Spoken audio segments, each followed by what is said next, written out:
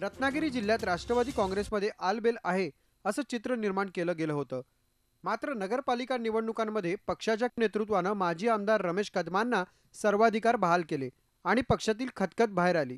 चिपळूणमध्ये माजी प्रदेशाध्यक्ष भास्कर जाधव यांनी समर्थकांसमोर आपल्या संतापाला मोकळी वाट करून दिली। तुमचं राजकीय भवितव्य माझ्या हातात नाही आहे का? कसं आहे ते सांगा। तुम्हाला किती वर्ष मी थांबवणार? जिथं कुठे तुमचं भवितव्य घडतं तिथे तुम्ही जा, हे मी सांगितलं। कार्यकर्त्यांनी पक्ष हा एका मार्गाने गेला पाहिजे, संघटित पक्ष लढला पाहिजे। हे काय राजापूरला वेगळा निर्णय, रत्नागिरीत दुसरा निर्णय, चिपळूणमध्ये तिसरा निर्णय, खेडमध्ये आणखी आता नवीन निर्णय, दापोलीमध्ये भलताच निर्णय। ठीक आहे, पक्ष ठीक आहे, पक्षाची शिस्त झाली।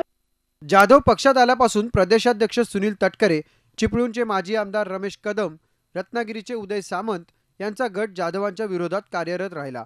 जाधवांना जिल्ह्यातल्या बड्या नेत्यांची दोन हात करताना कार्यकर्त्यांची मात्र चांगली साथ लाभली। पक्षाचं नुकसान केलं, आपल्या पक्षाचे उमेदवार पाडले आणि त्याच व्यक्तीचं ऐकून आज पक्ष त्याला उलट सन्मानाची वागणूक दिली जाते आणि भास्कररावांना आणखी अपमानित केलं जातंय। हे आम्हाला कधीही सहन होणार नाही। भास्कररावांना पूर्णपणे पाठिंबा देण्यासाठी किंबहुना आपण खचून जाऊ नये, आम्ही मोठ्या साहेबांपर्यंत जाऊन त्यांना त्यांच्यावर वेळोवेळी होणारा जो अपमान आहे किंवा त्यांना जे खच्चीकरण चाललंय हे कल्पना आणून देऊ। मागच्या वेळेला 6 वरून 19 वरती आली आणि ह्या वेळेला 100% जिल्हा परिषद राष्ट्रवादीची होणार आणि त्याच वेळेला साहेबांना अशा प्रकारे अपमानित करणे हे पक्षाच्या दृष्टीने आणि जिल्ह्याच्या दृष्टीने धोकादायक आहे।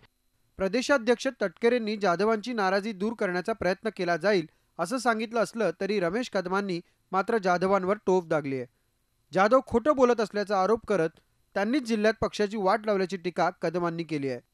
पक्षानं त्यांना शिवसेनेत नव्हतं त्याच्यापेक्षाही भरभरून त्यांना दिलं, परंतु त्याचा उपयोग त्यांनी पक्ष संघटनेसाठी केला नाही। तर या जिल्ह्यामध्ये पालकमंत्री असताना या जिल्ह्यामध्ये राष्ट्रवादीमध्ये उभी फूट पाडली आणि ही फूट पाडल्यामुळं आज जुना कार्यकर्ता एका बाजूला आणि त्यांच्याबरोबर आलेला नवा कार्यकर्ता एका बाजूला अशी परिस्थिती त्या ठिकाणी निर्माण झाली। जिल्ह्यातल्या पक्षातला संघर्ष शिगेला पोहोचला असताना भास्कर जाधवांसाठी भाजपनं गळ घातल्याचं दिसतंय। भाजप प्रदेशाध्यक्ष रावसाहेब दानवेंनी तसे संकेतच दिलेत। अशी काही आमची प्रत्यक्ष अजून कोणाशी चर्चा झाली नाही, पण भारतीय जनता पार्टीमध्ये इनकमिंग सुरू आहे आणि त्या जर कोणी येत असेल तर आम्ही त्याचं स्वागत करू।